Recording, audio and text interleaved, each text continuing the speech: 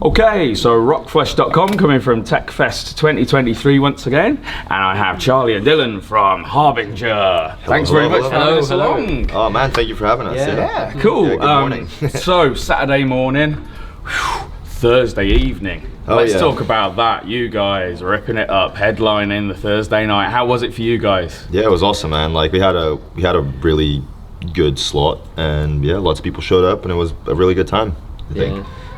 Yeah, super happy how it went. Just lots of amazing feedback from people that watched us. And just to kind of, just to walk out, start the set to a packed room was a really special moment for us because, you know, like a lot of bands, especially playing this year, because, you know, Simon wanted to get a lot of the TechFest favourites back. Like it means a lot, this festival, and you know, we when we first played this festival, we opened up the main stage back in 2016, and then getting to headline the main stage for the last one was really special for us. Were there some nerves about how many people you were going to walk out to, kind of thing, or did you just know it was going to be packed? It's the last one, so it's going to be packed. I was going to be nervous that there was going to be like 10 people there because nobody cared. You know what I mean? I was more nervous about that. So it was good to see that there was like a few people there when I did. Is it almost that feeling at every gig as well, kind of thing, that you're never quite sure? Oh, dude, kind of every thing. time. I think there's always that slight anxiety of like, does anybody really care about us? Yeah. You know? Oh my God, yeah. and then like we're very lucky and fortunate that that's not like people do that care. feeling about never goes away. I guess and it's those kind of butterflies that you still get just before you go on. Like if you don't have those, then I suppose you're not really, you're not really kind of in the moment, kind of thing. No, it was an absolutely stunning set. Thank you, man. Brilliant. Thank you. Very much owned the stage as headliners, I think, as well. Like, you know, kind of the whole feel, the show, everything. I mean, you're a great showman. Anyway, on stage. Thank you very much, man. Thank you, man. That means a lot. Actually, let's go straight into a hard-hitting journalism question. Ooh. Who does the craziest poses on stage out of you guys, do you think, on Poses? stage? The poses. Who's the craziest poser? Interesting ones. Like Milky's like constantly moving and he's like licking his bass and playing like overhand, but then he's got his leg over his other leg, and then his foot is in his ear or something. I don't know. He needs to write more difficult parts for himself. Yeah. Maybe. Like, and then he won't mess about, you know. He needs to practice the instrument, not the mirror poses. Come on, man. Milky. Yeah. He's gonna hate us for that. No, I'm joking. He's always got the, like on tour and stuff, when our photographer sends us the photos each day, and there's always ones of Milky where everybody's having a bit of a laugh about it. And he's just like, that's brilliant, you know? He loves it. Perfect. That's what it's really about. So, there might be some people in the world that don't know Harbinger. How would you describe your music in just a few words to those people? It's always a hard one. It is. Yeah, that is. Angry, pensive. Is that pensive? Pensive. Pensive. You go with pensive, yeah. Ponderous. I don't know, I'm just bullshitting now, sorry. he got stuck in kind of, you know, right? Yeah, well, if you like hardcore, if you like metal, and if you like just death metal, I guess, and just all sorts of heavy genres, I think we'll probably find a home with us. We try to write melodic stuff that catches people's ears and like is memorable and stuff like that. Especially like now, I think we're trying to be a bit more structured in what we write. I think that's something, definitely I've noticed is kind of like that now that kind of writing songs is maybe something of part of the evolution of your sound now. Because obviously, it's always been this kind of mix of genres, mix of, you know, influences. Obviously, we always say the best bands are the ones that you can't pigeonhole. You know, they're the ones that have lots of different influences. But you do see a lot of bands who are very good technically, etc., just don't have that songwriting element. I think that's what always takes a band to the next level. I think that's what's taking you guys to the next level now. A few of our friends that we trust to, you know, sort of tell us the right thing, you know, not just exactly. You know, a lot of the thing that came up is a more mature sound. That's kind of a typical thing that, you know, people say about music and stuff. But like, I get it. I think that word for music is people you know, the musicians understanding that, you know, you've got to do what serves the song, and whether that's like a melodic chorus or it's like a slamming breakdown section or a circle pit section, what, like, we can say like we want this type of song, but if it needs to serve the song. Yeah, right? at the end of the day, if the song feels like it's just a mishmash of stuff and it's not really flowing, then it's like this needs to be put aside and come back to it another day and work on this one that feels like a song. Is that something you're mindful now of when you're writing the songs? That it's like, right, we've got all these ideas, but we need to almost like kind of strip it back, maybe streamline it into a song structure. Kind of. I think we're realizing, especially on the guitar side of things, is that, you know, it doesn't have to be like technical riff constantly. You know, it's all right to just have one riff where it's like, oh my god, what was that, like, you know, what, and then you know, it doesn't have to be like finger acrobats like for the entire like song. Power chords are okay sometimes. I think we can. Everybody loves the sound of the dun dun dun dun, dun sort of and thing. If that's a hook, you know, that someone gets into, and then back into the technical stuff. Exactly. I think for me, like, I'm realizing it from other bands as well. You know, I listen to a lot of death metal, and I'm realizing like the best death metal bands, you know, they've got songs. You know, that's thing. You know, like Decapitated and stuff like that, and even technical death metal like Surreption and stuff like that. It's really songy. You know. It's perfect. So the three elements of music. It sounds like I'm doing some kind of lecture now. Okay, writing, recording, playing live. What is your order of preference for those? I think the order you said it in, to be fair, having the stuff ready and well practiced and showing up and doing it, you know. But in order of preference, I'd say playing live for me, definitely. Just cathartic, getting it out there. Sometimes writing for me can be really difficult and prolonged, because I just like sit on one idea for too long and then I get off it. Does it feel more satisfying though sometimes, the writing, than definitely live, because you're almost cracking a puzzle, cracking a challenge kind definitely. of thing? It's good when you have like songs like that that you take a while to really like piece together, because it does feel like that, and by the end of it, but it's kind of like it's like sometimes it's really good, but other times it just feels like you've worked on it so much that you're like, you just don't really know what's going on. Most satisfying and most frustrating. Exactly. I guess that's where it's nice for, like, because we're very much a team in Harbinger. It's very collaborative, like we're all in it together, you know. And you know, so it's good to have lots of people to bounce off of, you know, and sometimes you need that other member in the band to be like, it's okay, man, it is good, it's good, or nah, it's not really feeling, or three of them are like, nah, they're not really feeling this, and you're like, okay, this isn't. You need the critical friend, but you also need the person stopping you from going over and over with the perfectionism. Exactly. Because I get it as well, like when you know, you go down a rabbit hole of working on something, and then you're just like, I don't know whether this is good or not, like, or you just automatically feel like this isn't, I don't think this is good, and then your band members say like, no, this is good, you know, like, let's keep that there, you know. But then like there's songs that you really work on, and then there's other songs that almost pretty much just write themselves. We had that with Guile, one of the songs in the last release that we put out. It was literally just at the end, we were like ready to wrap 6 songs up, and then Charlie just comes out with this song, and I'm like, I've already got like vocals for that pretty much. So then like the next day, it was like the song was pretty much finished. I think it was just like the outro, which I couldn't suss out. And I had like multiple ideas, and we were kind of like, it's cool, but don't know whether it's the right thing. And then I showed our drummer Joel this other riff, which was like an evolution of one of the first riffs, but a different tempo and stuff like that.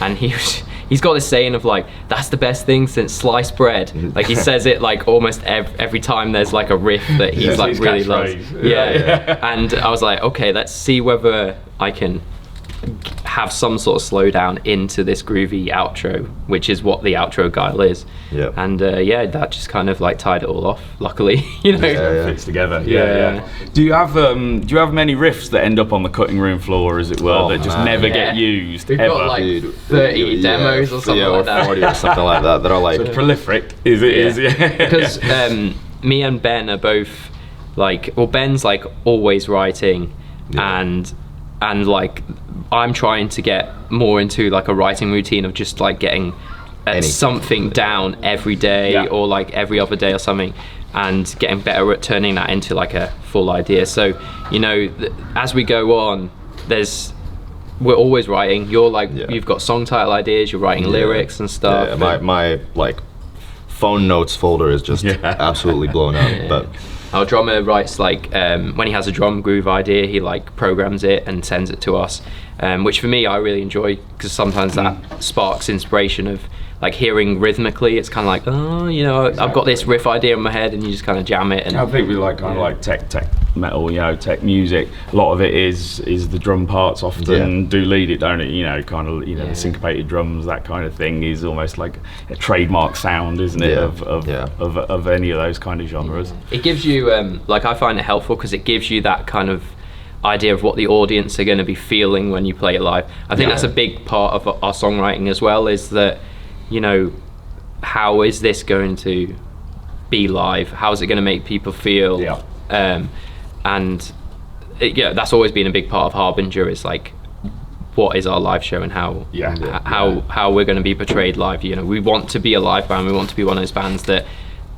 people enjoy listening to the recorded material, but then also want to come and see us live because it's just that different experience of the songs. Definitely. We were chatting with Hacktivist yesterday, and he was saying about, obviously, when you kind of play a new song for the first time live, and it's kind of like, releasing it into, you know, your baby into the crowd kind of thing. Have you ever had an experience where you've done a new song and it's just been like not well received, like not well received, but kind of like almost just been like, oh, we didn't do that quite how we meant, kind of thing? So I'm thinking about like when we played our track Antagonist here. I think it was okay. Like, I think it got well received, but it was probably the wrong time for us to like play it, because we really didn't feel good about how we played it. So I think like if you play a new song when you're not ready enough, you've got to really be ready for it. Because I think it comes across, and the crowd can tell that you're not quite confident in what you're doing. And I think like that the biggest part about putting on a good show is just having that confidence and just pretending like nothing is going wrong and everything is going amazing. Band feeding off the crowd. Exactly. So if they know that you're almost like almost half still writing the song kind of thing, it could actually ruin a really good song, because you could actually have a really good song, but because of the way it's made you feel, you're like, nah. Luckily we stuck with it. I've had that experience with our other track, or one of our other tracks in this release, Guiltless. I just don't feel good about playing that live.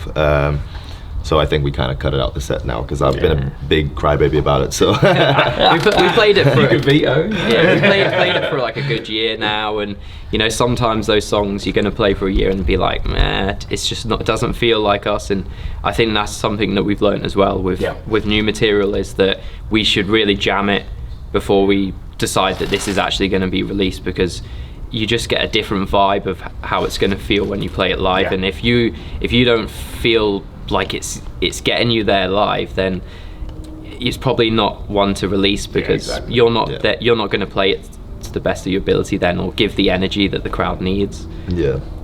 Even though lots of people love that track, but you've got to enjoy it as well. But luckily there's a lot of other tracks that people enjoy, so it's fine. You've got the catalogue, you know. We did 14 songs on Thursday. That was definitely like the most I've ever played. I was like, and we pulled out the first ever song we released, Human Wisdom.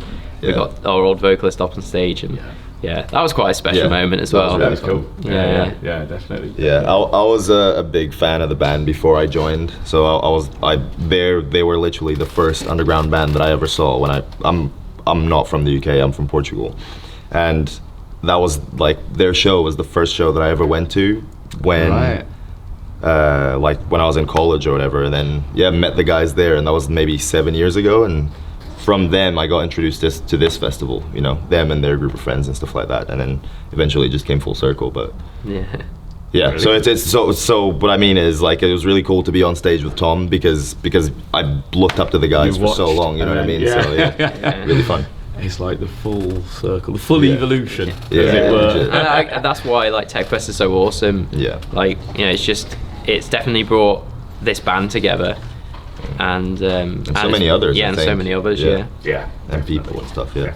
So good. Yeah, it'll be missed as a festival as it is, but as we've been saying, you know, the community, the tech fan will live on. Hell yeah, UKTM totally forever, strong. man. Definitely. Hopefully it will, like our drummer Joel said during our set, like hopefully it will inspire other people to, you know, take on like music endeavors and stuff like that, and see what we can all do for the UK well, scene. I mean, obviously here you've got things like the workshops and all those kind of things as well, and it's just like people talking about the music, not just coming and watching it as punters. It's, you know, everyone's involved, it feels like, you know, everyone here is also in a band, or, you know, is very passionate about the scene as well, kind of thing.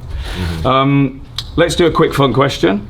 Harbinger Festival, who would you have on the lineup? Oh my, that would be fun. God, wow. You have to say where you put yourselves as well. Oh, headlining. Absolutely. Over Metallica. Every day. We gotta do every day headline. It's like same set as every other day. I think maybe we do like, because some people will know that we've done 2 tribute cover sets at the after parties at TechFest. So, you know, maybe we could do like a Harbinger set one day, and then maybe for like an after party or something we do like a couple of like cover sets. Yeah. Because we did Pantera and Lamb of God like a couple of years. Yeah.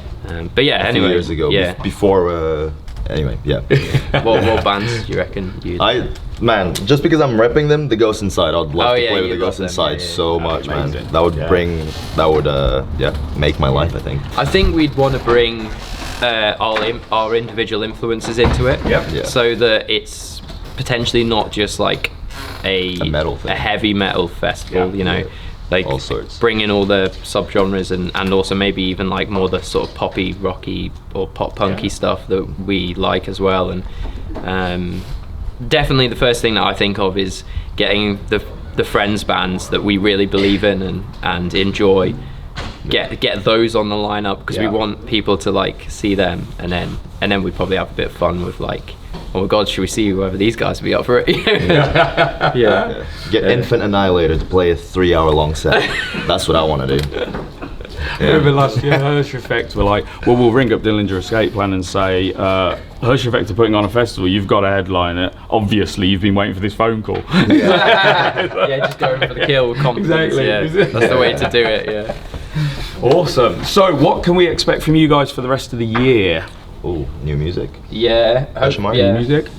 So we did a lot of touring last year, and we finished off with an island tour in February, and our plan was really to take some downtime, spend some time on writing, which we have been doing, and then our book started like getting busier with you know, TechFest, and then we got Mangata Festival next, and then we got Radar Festival, we've got a tour as well, and we at the end of August with Signs of the Swarm and To the Grave. So it's gonna be fun. So it's a busy summer for us, which we will be, because we write anyway, like we'll still be writing, but I think at some point we really want to kind of shut ourselves off from the from the gigging, and exactly. like we really want to do like it would probably be singles next, like a few singles, just so we can get, because we realised that it's been over a year now since we released the last release, and we just need to get something out, you know. People are asking for it. And I feel like we need to reply, you know. And because you can do those things, you don't have to do the kind of full album cycle these days. You can drip feed a few tracks just to keep people happy. I think it's for us as well. Like we just need to. Sometimes you just need to do that. You need to, so you don't feel like stagnating. And singles are a good way to kind of keep the ball rolling. And feel out like fresh, how things are, like you know, figuring out where the sound's going and stuff like that. But we'd really want to take some time out and spend like a solid amount of time, you know, whether that's 2 weeks or a month, like to write a bigger release at some point. So that's that would be definitely the thing that comes after we've released like some singles and stuff. Going to a cabin in the woods somewhere. leave our phones in the post box. I mean, you guys do always seem so busy. Always a tour, always doing this, always some new merch coming out. You know, or the guys' merch is absolutely killer. You know, I mean, even just the Harbinger logo itself is just brilliant. I mean, you know, I've got a couple of hoodies and that, so it's just really good. Like always, you're kind of always on social feed, you know, somewhere. So always in mind, which I think works really well. That's good to hear. Sometimes it feels like or for me anyway, sometimes it feels like we're like, fuck, we've not done anything for a while, but it might not look always like that. It's trying to just keep relevant, and I think it's and releasing new music and stuff is gonna help that. So you're not sort of like flogging a dead horse, you know. Exactly. Hey guys, do you remember us? You know, we're still doing it. And keep the sets fresh as well. I really like playing new stuff. We just tried. There's this idea that we're working on at the minute, and we just tried it out at TechFest just to see what the vibe was like, and the vibe was very good. So I'm really stoked that went down well. Yeah, just like a nice little minute or so that we did. It was fun. Went down well. So see what happens really next. Excellent. Well, thank you very much for joining us. Thank you for having a chat. You, man. It's been awesome. And obviously the shots, the reviews from your set and from the rest of TechFest 2023 will be on rockflesh.com, as well as some more interviews. So make sure you like, subscribe, go along to the website, all the usual jazz along the bottom. Ring this number now, that kind of thing. But yeah, once again, thank you very much, Harbinger. Yeah, thank you for having us. Thank you very much. Thanks, guys. Cheers, Matt. Cheers.